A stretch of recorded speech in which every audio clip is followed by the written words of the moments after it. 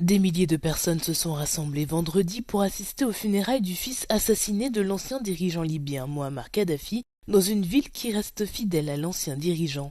Saïf al-Islam Kadhafi, autrefois considéré par certains comme l'héritier présomptif de la Libye, a été abattu mardi dans sa maison de la ville de Zintan, dans le nord-ouest du pays. Nous sommes venus ici aujourd'hui pour accompagner notre bien-aimé, le fils de notre leader, celui en qui nous voyons l'espoir, l'avenir, la vie, la dignité, la fierté et la grandeur, pour l'accompagner jusqu'à sa tombe.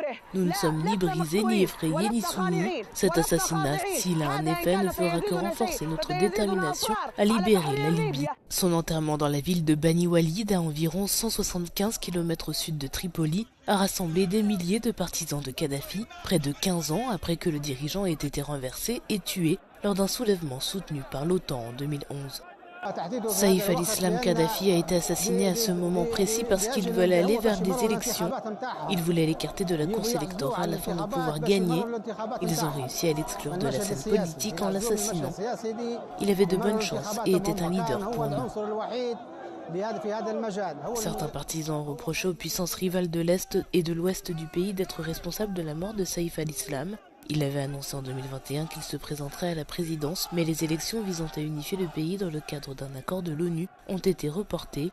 La Libye reste divisée entre le gouvernement du Premier ministre Abdelhamid Dbeibah et une administration orientale soutenue par Khalifa Haftar.